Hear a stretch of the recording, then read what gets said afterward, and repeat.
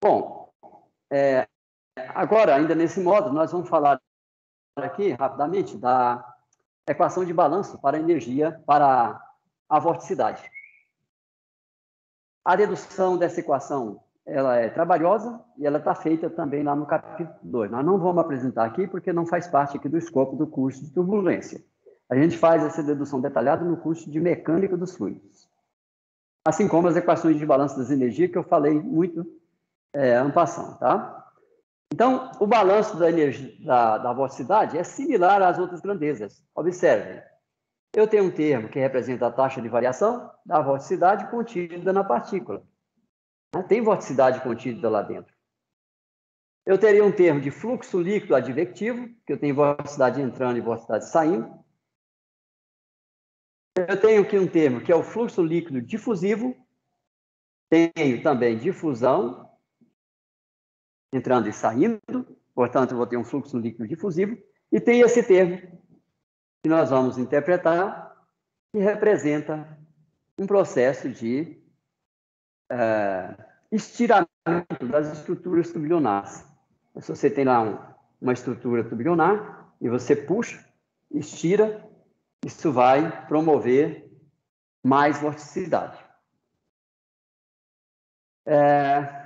E nós podemos ter tanto estiramento, né, esse termo representa tanto estiramento como encurvamento. Você pode ter, inicialmente, esse tubo que está aqui na vertical, ele foi estirado, mas foi também inclinado. Né? Ele pode estar girando nesse sentido. Então, esse termo representa um processo de conversão de vorticidade de uma direção na outra. Ômega x em ômega y tem a conversão e vice-versa. Ômega y e ômega z. Ômega x e ômega z. As três componentes podem trocar vorticidade, não é? Entre as direções. Então, você pode estar convertendo vorticidade de uma direção para outra. Quando eu pego essa componente aqui em x, deixa eu ver se eu tenho aqui a equação. Está aqui. O termo de conversão, aqui eu escrevi na forma indicial, ômega escalar nabla aplicada a V. Ômega escalar nabla aplicada a V. Tá? Que é isso aqui, olha. Como é que eu faço isso? Ômega escalar nabla aplicado a V. O que é o ômega escalar nabla? Vai ser ômega x d dx mais ômega y d dy mais ômega z d dz aplicado a V. Então, eu vou jogar o V em cada um desses termos.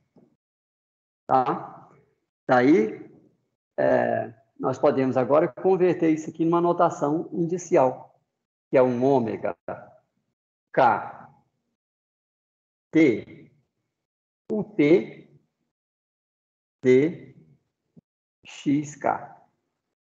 K repetido implica em soma. Ômega K dx K. Então, o K vai repetir de 1 até 3. Olha lá, 1, 2, 3. E o P vai variar de 1 até 3. Né? Quando você coloca 1, você tem aqui a soma sobre o 1. Quando você coloca 2, soma sobre o 2. E assim por diante. Então, o que está escrito aqui em notação indicial é a mesma coisa do que está lá na equação original.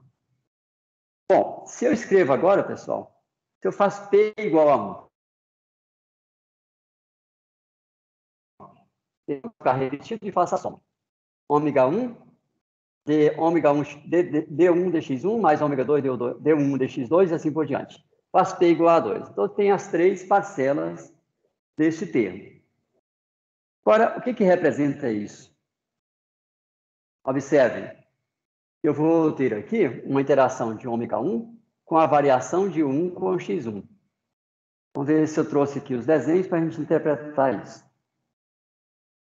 Está aqui. Então, aquele primeiro termo nós vamos interpretar com essa figura, que é ômega 1 D1 dx1. Ômega 1 está girando em torno de x. Está aqui o eixo 1, ó. Eixo 1. Eixo 2 e eixo 3. Ômega movimenta em torno de 1. D1 dx1. É a variação de 1 com a direção 1. Então, aqui, nessa posição, eu tenho essa velocidade pequenininha. À medida que eu me desloco na direção 1, a velocidade está aumentando. Então, isso aqui vai dar um D1 dx1 positivo. Nós estamos andando sobre o eixo 1 e a velocidade está crescendo. Isso aqui dá uma grandeza positiva.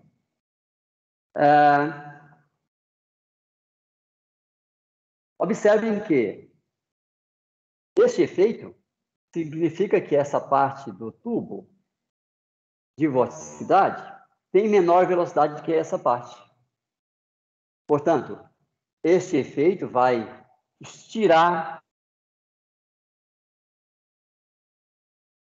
esse tubo. Olha, quando o tempo eu passo para cá.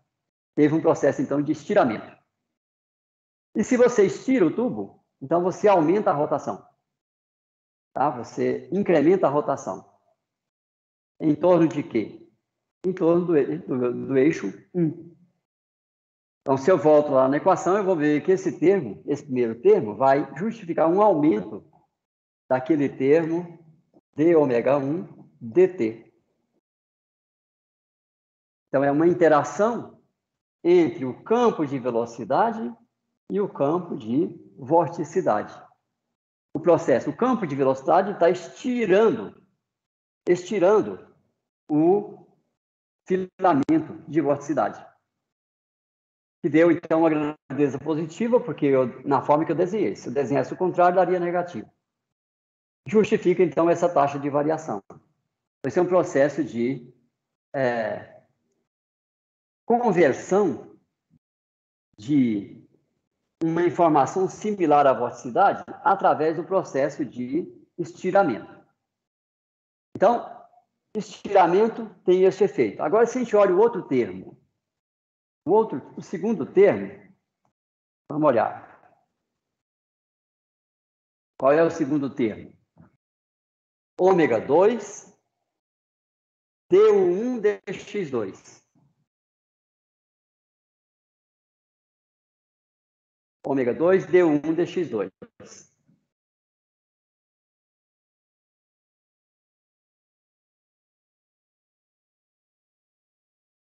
Ok. Então, quem é o eixo 2? Está aqui agora o eixo 2. Aqui está errado, é ômega 2. Ômega 2.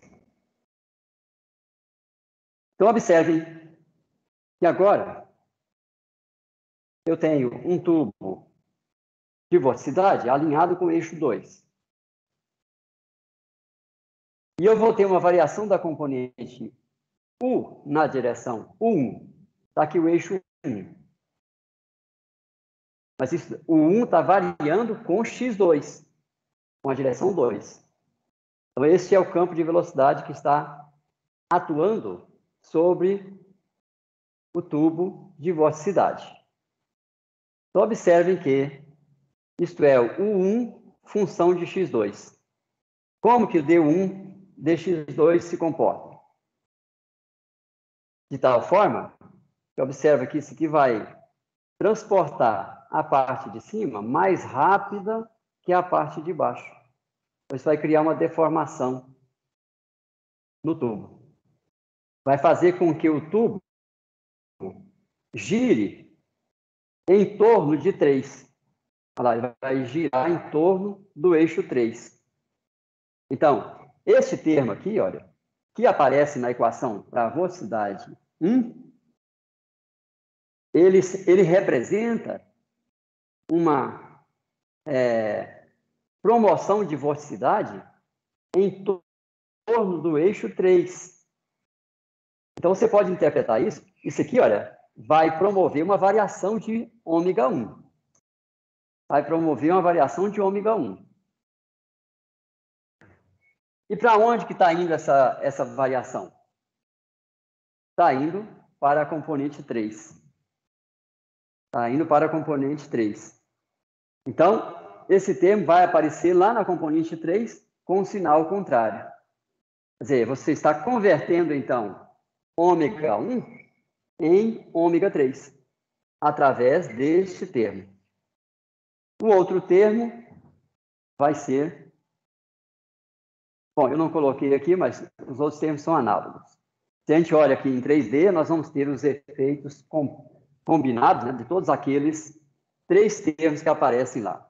Então, vai ter estiramento, vai ter encurvamento em torno dos 3 eixos. Eixo 1, eixo 2 e eixo 3.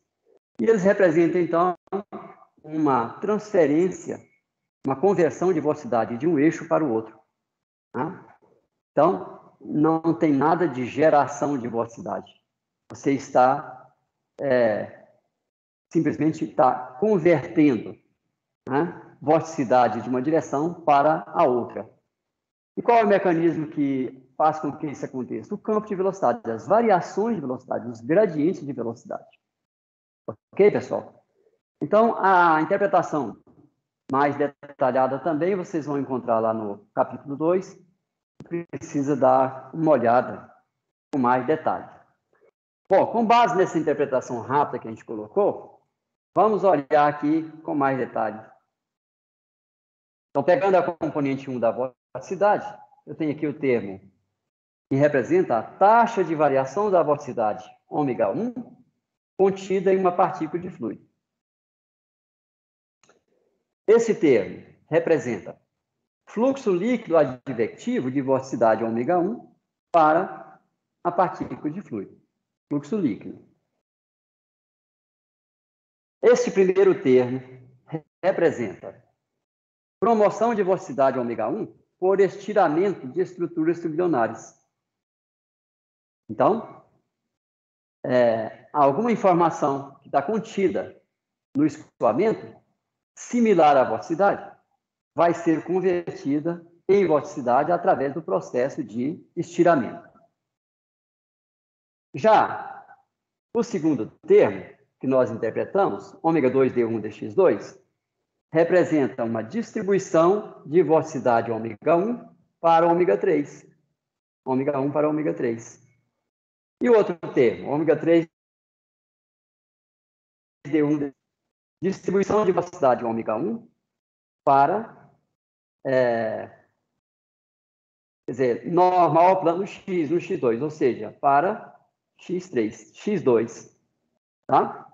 Então, 3 com 1, transferência de velocidade para 2. 2 com 1, transferência de velocidade para 3. E 1 com 1, estiramento. Estiramento é algo que é normal. E esse termo representa o fluxo líquido difusivo de velocidade, ômega 1, para a partícula de fluido. Então, está aí, pessoal, a interpretação física da equação de balanço para a vorticidade. Temos um termo que é de acúmulo, temos um termo de transporte e mais um termo de transporte, e temos termos que representam processos de conversão de informações. Converte informação de uma direção para outra, converte informação contida no escoamento em informação que é a vorticidade. Aí surge a pergunta: que tipo de informação nós estamos convertendo em vorticidade? Essa é uma boa pergunta. Eu ainda não tenho uma resposta concisa. tem que ser alguma informação que é similar à vorticidade, para que haja a conversão. Eu não posso converter, pessoal, energia em vorticidade. Isso não existe. Não dá para converter banana em laranja. Lembra que eu converto energia cinética em energia térmica? Isso é possível. Converter um tipo de energia em outro. Eu posso converter energia potencial em energia cinética e vice-versa. Mas eu não posso converter vorticidade em energia e nem energia em vorticidade. Então, qual é o tipo de informação que está sendo convertida em vorticidade? É alguma informação similar à vorticidade, que eu também ainda não tenho resposta clara. Tá? O que eu quero aqui afirmar é que eu quero trabalhar com processos de conversão e não processos de geração. Tá? Porque isso trairia, não é? Isso viria contrário ao princípio estabelecido por Lavoisier. Se eu considero a velocidade como uma informação, ela não pode ser destruída e nem gerada.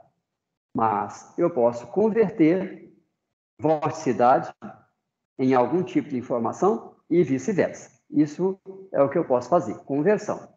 Posso também transportar, advectivo, difusivo, isso é transporte. E posso também acumular. Então, essa é a ideia que a gente coloca aí como algo geral, que vai ser aplicado para qualquer tipo de informação.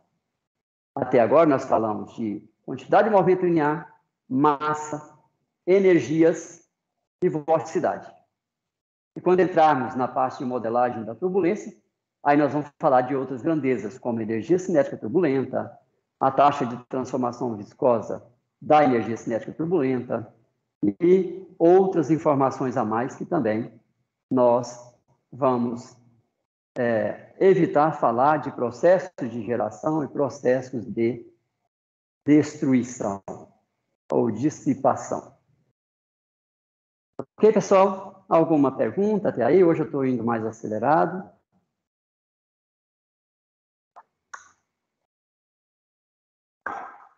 Isso porque eu gostaria de encerrar esse capítulo hoje. Alguma pergunta? Professor, Pois eu, não. eu tenho uma dúvida, mas provavelmente isso vai ser respondido mais para frente. Mas então, por curiosidade, eu já vou deixar essa pergunta aqui. Como é que essa equação do balanço de vorticidade vai se relacionar com as outras para fechar a resolução do sistema? De que maneira? Então, Por foi o que que ela você surge perguntou? nesse momento? Seria essa a questão. Como é que ela surge? Por que ela surgiu, o balanço de vorticidade? Por que ele é importante? Ah, tá bom. Ela é importante pelo seguinte, porque nós até já citamos a equação da vorticidade quando nós dissemos que turbulência é 3D e também tem que ter vorticidade. Se não tiver efeitos tridimensionais, se não tiver vorticidade, não é turbulência. E a gente pode demonstrar, se você considerar um escoamento bidimensional, então nós demonstramos rigorosamente que esse termo aqui é nulo. Ok? Esse termo é nulo. E observe que esse termo é o termo que permite a gente modelar o processo de conversão de alguma informação em vorticidade e de transferência de velocidade entre as 6 direções que caracterizam o efeito tridimensional. Então, para escoamentos bidimensionais, isso é zero. Portanto, não pode existir turbulência bidimensional. Isso é a demonstração matemática. Então, esse é o primeiro motivo da gente estar mostrando essa equação. E o segundo motivo é que nós começamos aqui a entender como que o campo de velocidade, como que os gradientes de velocidade pode ser utilizado para explicar a evolução da turbulência. Veja, você tem filamentos que estão sendo estirados, filamentos que estão sendo dobrados, encurvados, né? Tudo isso é mecanismo que a gente utiliza para ir entendendo pouco a pouco o processo de transição de laminar para turbulento e até a manutenção do escoamento turbulento. Então, o motivo principal para a gente estar mostrando essa equação de balanço da vorticidade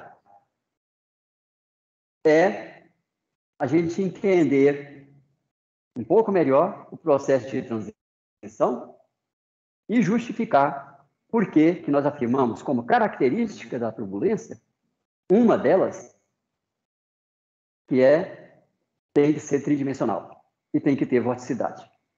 Caso contrário, nós não temos turbulência. Tudo bem, Pedro? Não sei se foi o Pedro que perguntou. Foi o Dário, professor. Tá, ok. É porque o celular está longe, eu não consigo ver o nome de vocês. Dário, eu não sei se eu contribuí com sua pergunta. Acredito que sim. Se não, pode insistir. Só mais uma dúvida. Eu te falei que essa equação é derivada a partir das equações de Navier-Stokes, que no caso, né, o balanço Exato. De massa e o balanço de quantidade de movimento linear. Então, essa equação ela deriva então do movimento, da quantidade de movimento linear. Então, no momento em que se aplica ela, a gente já não recorre mais ao outro balanço. Correto? Entendi sua pergunta. Veja, para a solução do problema, nós não precisamos dessa equação. Basta as equações primitivas. Por que quem diz que é primitivas? Porque a velocidade e a pressão não são derivadas de outras grandezas. Mas a equação para a vorticidade já não é mais uma equação primitiva. Porque a vorticidade é igual ao rotacional da velocidade. Então, veja que se você tem uma equação para a velocidade, você obtém automaticamente a vorticidade. Então, você não precisa resolver essa equação para você ter a solução. Você obtém a vorticidade conhecendo o campo de velocidade. É um pós-processamento. Ah, tá. Então, ficou mais claro agora, professor. Essa então, não vai ser uma das equações fundamentais da resolução do problema.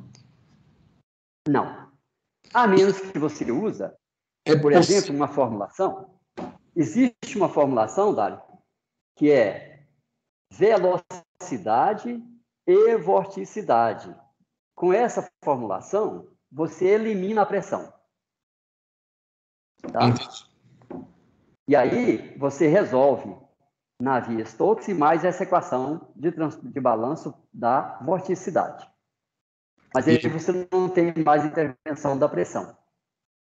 Não está resolvendo mais para a pressão, resolve diretamente para a vorticidade, então, como variável primária. Para a vorticidade. Exatamente. Você pode ainda usar a formulação do tipo vorticidade, função corrente. Também é outra formulação que dá para ser utilizada.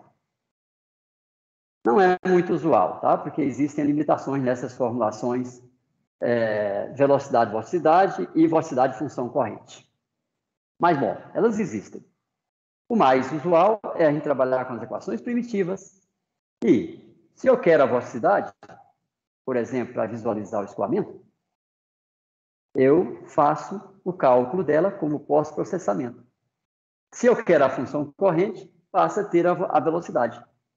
Também faço o cálculo da função corrente como pós-processamento. Não preciso resolver as equações de balanço para essas grandezas. Não é necessário. Tudo bem, Dário? Tudo bem, professor. Só uma curiosidade agora. É possível usar esse equacionamento aí e não diretamente a equação da velocidade? Então, no caso, seria resolver para a vorticidade e com balanço de massa? É possível resolver assim ou não fecha um sistema? É possível. Você pode usar uma formulação do tipo vorticidade função corrente. Porque se você tiver a função corrente, você deduz o campo de velocidade. Aí agora com o pós-processamento. Certo. Tá? Mas existem restrições, existem limitações que levam a gente a não usar muito esse tipo de formulação. Ok? Mas, conceitualmente, é isso. Se você tem uma formulação velocidade e vorticidade, você retira depois a pressão e a função corrente como pós-processamento. Se você tem uma formulação vorticidade e função corrente, você retira depois velocidade e pressão como pós-processamento. O usual é a gente usar as equações para velocidade e pressão.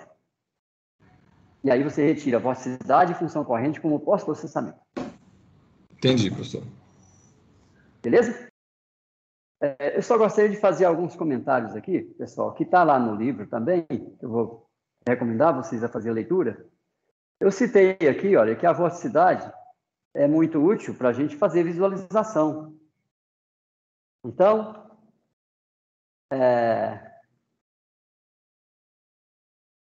aqui, a vorticidade. A gente pode usar a vorticidade para visualizar o escoamento.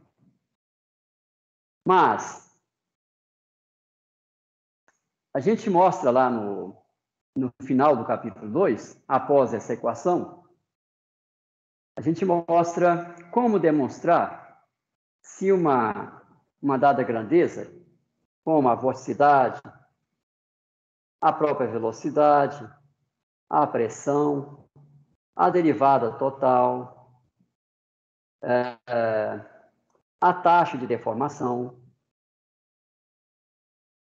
a gente pode demonstrar entre essas grandezas quais são aquelas que têm a característica de objetividade. O que é objetividade? Esse conceito é importante para um curso de turbulência, porque quando a gente vai resolver um problema que envolve escoamento, e a grande maioria dos problemas envolve escoamentos, e a grande maioria dos problemas que envolve escoamento envolve o regime turbulento. E a gente precisa de visualizar para entender o que está acontecendo fisicamente, né? E qual é a forma melhor da gente fazer a visualização? Nós estamos acostumados aí, não é, a usar as ferramentas de pós-processamento. A gente usa plataformas de modelagem e de simulação, e posteriormente a gente usa algumas plataformas de pós-processamento. E lá nós temos um elenco de possibilidades. Eu posso visualizar usando as componentes da vorticidade. Posso usar também a norma da vorticidade. Mas tem também lá o critério Q. Tem um critério lambda. Tem outros critérios, né, que são utilizados. E por que a gente não satisfaz visualizar com a velocidade ou com a pressão, ou mesmo com as componentes de velocidade, o VW, W? Aí eu posso visualizar com qualquer uma dessas grandezas. É preferível a gente fazer a visualização com grandezas que são objetivas. O que é a objetividade? São características das chamadas invariâncias. Então, se eu tenho uma invariância galileana, isso implica que aquela variável que obedece uma invariância galileana, ela depende do tipo de observador. Então, se você tem dois observadores não inerciais, e se a sua grandeza apresenta invariância galileana apenas, então eles verão coisas diferentes quando eles estão usando essa grandeza, por exemplo, a velocidade, para fazer a visualização. Eles vão ver coisas diferentes. Isso não é bom. Observe, temos dois observadores e cada um vê uma coisa. Quem está vendo certo? Então é importante que a gente tenha mais rigor. que a grandeza que a gente usa para fazer a visualização seja uma grandeza que apresente invariância euclidiana. Isto é a chamada objetividade. O que é essa objetividade? É que dois observadores, mesmo que eles sejam não inerciais, se eles estão usando uma grandeza objetiva para visualizar, ambos verão a mesma coisa. Tá? Isto é uma variável objetiva, pois ela atende o critério de invariância euclidiana. E lá no final desse capítulo a gente apresenta esse critério. Como é que você avalia? Por exemplo, a taxa de deformação, S, é objetivo? Não. A vorticidade é objetiva? Também não. Mas quando você faz uma combinação da taxa de deformação com a vorticidade, você obtém algo que é invariante euclidiana. Uma grandeza que é objetiva. Então, os critérios Q e o critério lambda são grandezas objetivas. Quando nós vamos, então, visualizar um escoamento, a gente pode até ter uma certa noção usando vorticidade, mas é preferível que a gente use esses critérios, né? O critério Q e o critério lambda. Então, a gente apresenta esses critérios também lá no final do capítulo e, resumidamente, nós apresentamos como demonstrar se uma dada informação é objetiva ou não, matematicamente. Então, isso é apresentado de forma resumida.